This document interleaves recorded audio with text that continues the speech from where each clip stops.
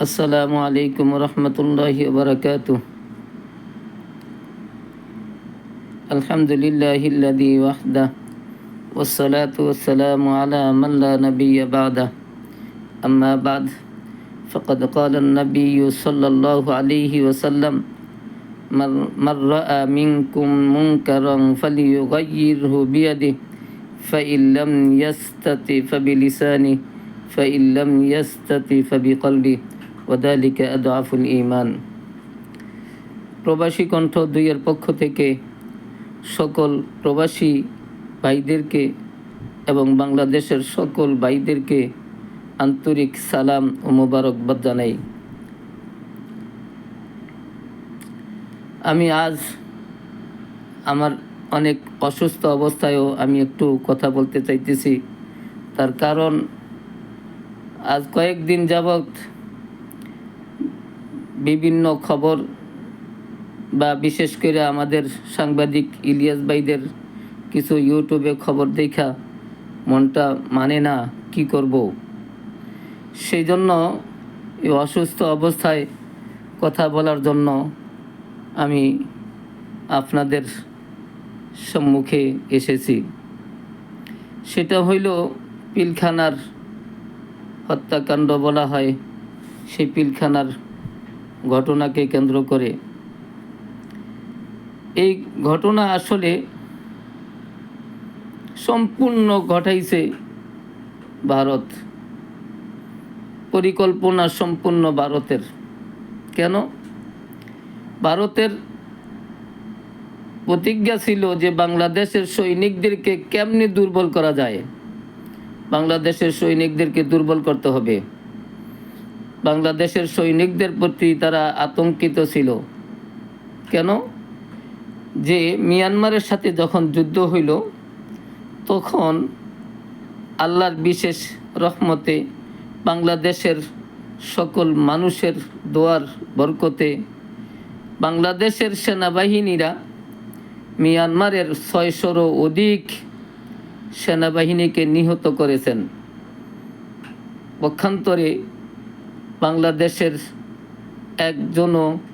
একজন সেনাবাহিনীও শহীদ হয় নাই।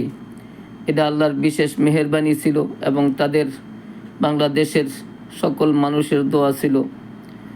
তো এজন্য ভারত বাংলাদেশের সেনাবাহিনীর প্রতি আতঙ্কিত ছিল আর তাদেরকে কিভাবে দুর্বল করা যায় সেই চেষ্টায় ছিল।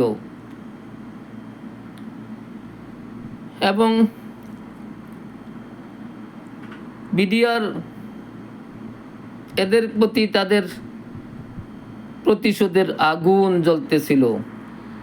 তার কারণ 2001-এ যখন বিডিআরদের সাথে বিএসএফের যুদ্ধ হয় তখন বাংলাদেশের 8 জন বিডিআর আর তাদের হাজার হাজার বিএসএফ বিনিময়ে বাংলাদেশের 3 জন শহীদের বিনিময়ে 178 জন বিএসএফকে জাহান্নামে পাঠাইছেন আমাদের বাংলাদেশের সেই বিডিআররা। সেই প্রতিশোধের আগুন তাদের জ্বলতেছিল, সেই আগুন এবং আতঙ্কিত সৈনিকদেরকে দুর্বল করার এই প্রতিজ্ঞা তাদের ছিল। সেটা বাস্তবায়ন করার জন্য তারা বেছে নিল এই শেখ হাসিনা শয়তানের বাচ্চা শয়তানকে। কেন? তারা জানতো যে বাংলাদেশে সারা বিশ্বের ভিতরে যদি শয়তান একটা থাকে, ইবলিস তো ইবলিসের চেয়ে বেশি অগ্রগামী। তার কারণ চক্রান্ত তার ভিতরে এত চক্রান্ত যেটা কল্পনার বাইরে, এটা তারা জানতো। সেটা যায় নাই, এই দায়িত্ব দিলেন এই আমাদের শেখ হাসিনাকে। শেখ হাসিনা কিভাবে দায়িত্বটা পালন করলেন আপনারা একটু দেখেন চিন্তা কইরা। বিডিআরকে দিয়া তাদেরকে বাংলাদেশের সৈনিকদেরকে শহীদ করলেন আর ভারতের আতঙ্কিত যে ইচ্ছা ছিল দুর্বল করা সৈনিকদেরকে দুর্বল করে দিলেন। বাকি রইল প্রতিশোধের আগুন। প্রতিশোধ নিব কিভাবে? বিচারের নামে। এই তাদেরকে সৈনিকদেরকে শহীদ করছে আর বিচারের নামে বিডিআরদেরকে হত্যা করা শুরু করলো, বিডিআরদেরকে শহীদ করা শুরু করে দিল। এই শয়তান, এবং বাংলাদেশের কোনো দিক থেকেই শহীদ করে ভারতকে খুশি করে দিলেন। কিন্তু আমরা সকলেই জানি, জানার পরেও আমরা কেন এটার প্রতিবাদ করি না, আমরা কেন ভয় পাই নাকি কি? দেখেন, আমরা কিন্তু অনেকেই ভুলে যাই, বাংলাদেশের একজন সৈনিক যার নাম ছিল এম আলম, তাকে কিন্তু ভারত ভয় পাইতো। সেই ভয় কিন্তু আজও আছে।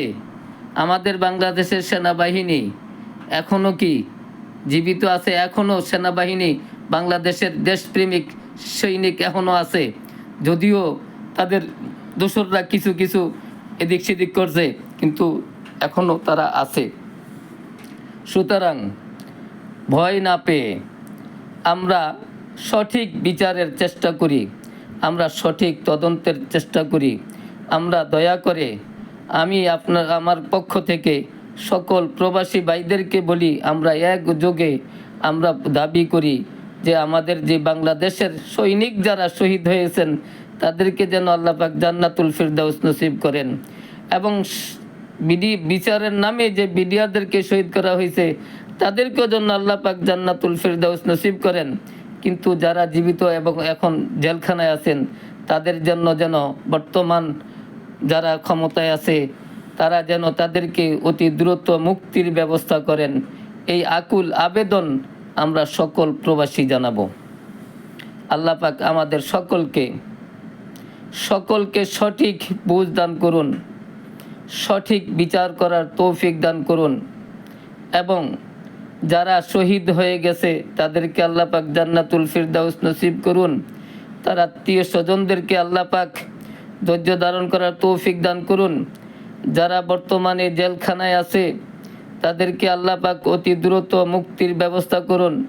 আমিন। ওয়া আখির দাওয়ানা আনিল হামদুলিল্লাহি রাব্বিল আলামিন।